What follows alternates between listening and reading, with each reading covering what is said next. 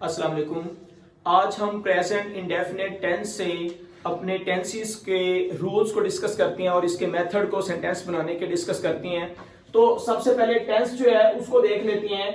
ये एक Latin word है टेम्पस, जिसका मीनिंग है टाइम। तो इसका मतलब टेंस जो है वो टाइम से रिलेटेड होगा, वक्त या फिर जमाने से रिलेट करेगा। तो अब फर्स्ट जो है वो प्रेजेंट इंडेफिनिट टेंस, जिसको आप प्रेजेंट सिंपल टेंस भी कह सकते हैं, उससे हम स्टार्ट ले रहे हैं। अब प्रेजेंट इंडेफिनिट टेंस या प्रेजेंट सिंपल टेंस जो है उर्दू के अंदर इसके निशानी के तौर पर हम ता है, ती है, ते हैं। उर्दू फिक्र के आखिर में अगर ता है, ती है, ते हैं, ताहू वगैरह आ रहा हो तो ये प्रेजेंट इंडेफिनिट टेंस में लेती हैं। लेकिन ये रूल ज्यादा ऑथेंटिक इसलिए भी नहीं है कि हम चूंकि उर्दू लैंग्वेज बोलने वाले हैं और समझने वाले हैं, तो हम किसी दूसरी लैंग्वेज को, इंग्लिश को उर्दू में जब करेंगे तो कुछ स्पेसिफिक चीजें जो है वो इससे बाहर भी होंगी। फॉर एग्जाम्पल, अगर ता है के रूल को कमा हकहू देखा जाए तो वो आपका क्या लगता है, ये प्रेजेंट डेफिनेट टेंस का नहीं है। इसी तरह अगर देखें तो उसके वो 4 कलम रखता है, ये भी प्रेजेंट डेफिनेट टेंस का नहीं है, अगरचे इसके एंड पे भी ता है आ रहा है। तो आप सिंपल ये कहें कि ये कुछ जगह पर इस्तेमाल नहीं भी होता, लेकिन ये 90% जो है वो रूल इफेक्टिव हो सकता है आसान लैंग्वेज में। दूसरे एंगल से अगर देखें तो हैबिचुअल एक्शन इन प्रेजेंट, ये प्रेजेंट इंडेफिनिट टेंस के अंदर आता है। मिसाल के तौर पर ही ड्रिंक्स वाटर डेली। अब ये जो ड्रिंक्स वाटर है ये उसका हैबिचुअल एक्शन प्रेजेंट में शो कर रहा है। इसी तरह fix programme about future, future के बारे में जो हमारा फिक्स प्रोग्राम है वो भी प्रेजेंट इंडेफिनिट टेंस में होता है। मिसाल के तौर पर the train leaves eight 5:20, train जो है वो 5:30 पे रवाना होती है।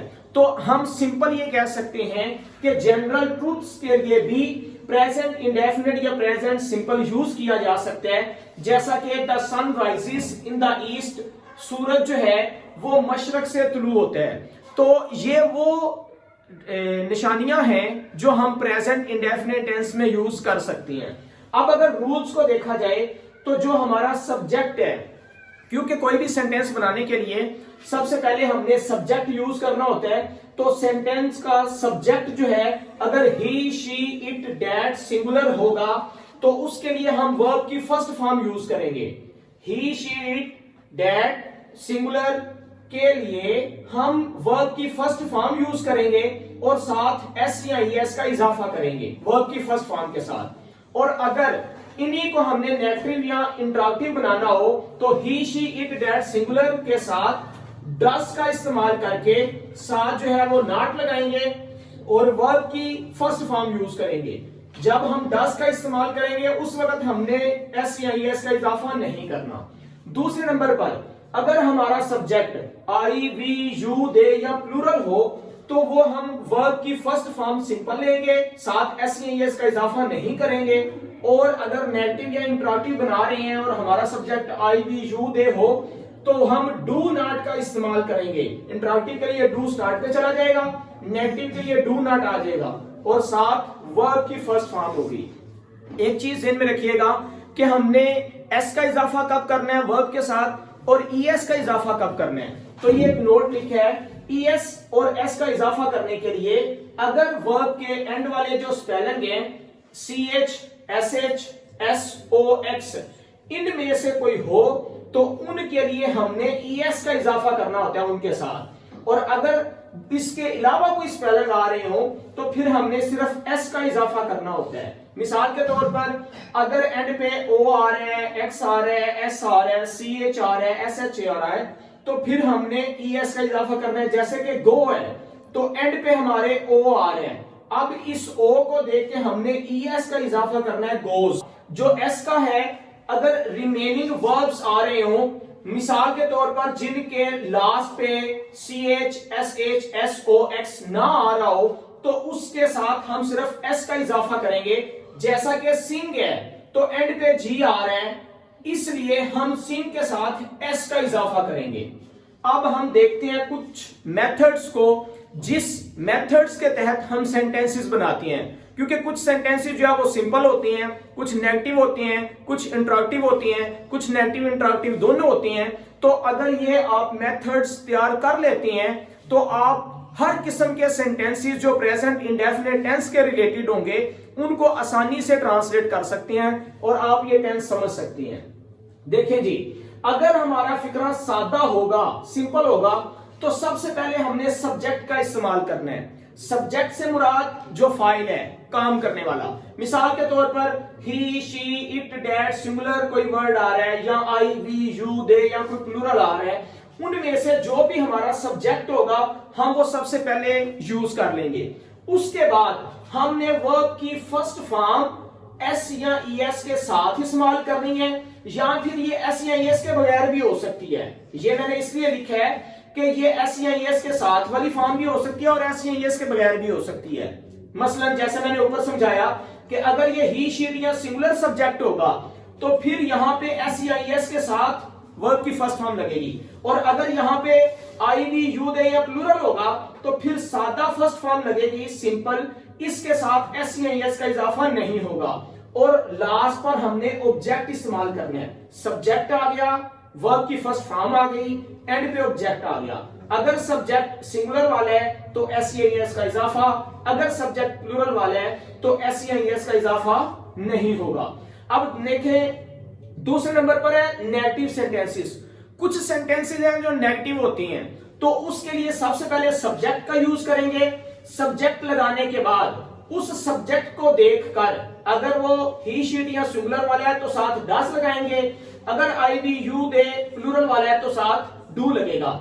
सबसे पहले सब्जेक्ट आ गया, फिर डू या डस, और उसके बाद नॉट आ जाएगा। नॉट के बाद वर्ब की फर्स्ट फॉर्म लगेगी।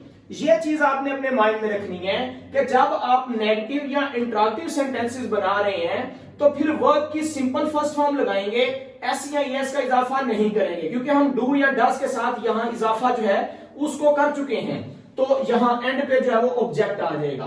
दोबारा सुने, सबसे पहले नेगेटिव में सब्जेक्ट, उसके बाद डू नॉट या डस नॉट, फिर वर्ब की फर्स्ट फॉर्म और एंड पे ऑब्जेक्ट। इसी तरह तीसरे नंबर पर हमारे पास कुछ इंटरैक्टिव सेंटेंसेस हैं। अब जो इंटरैक्टिव सेंटेंसेस हैं उसमें डू या डस, उसको फिक्रे के स्टार्ट पे ले जाना है। सबसे पहले डू या डस लगाएंगे।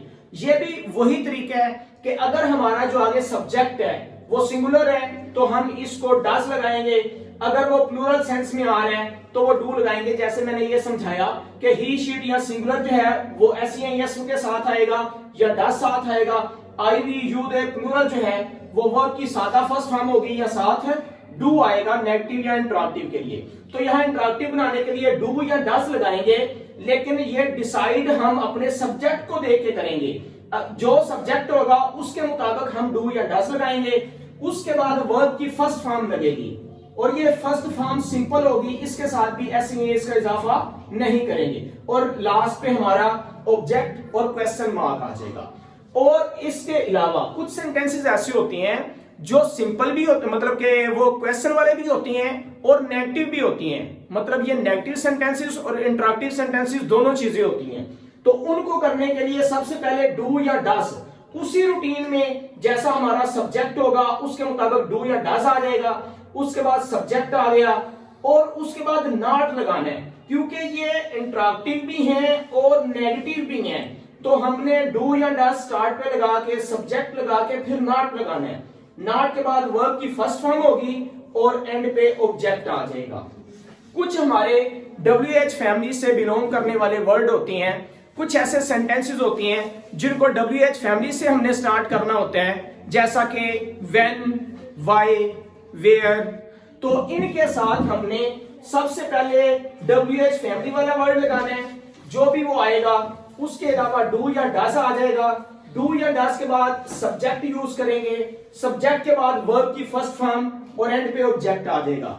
ये वो मेथड्स हैं जिन मेथड्स के तहत हम बड़ी आसानी के साथ अपने सेंटेंसेस को बना सकते हैं और प्रेजेंट इंडेफिनिट टेंस के इस हिस्से को समझ सकते हैं। बहुत शुक्रिया। अस्सलाम वालेकुम।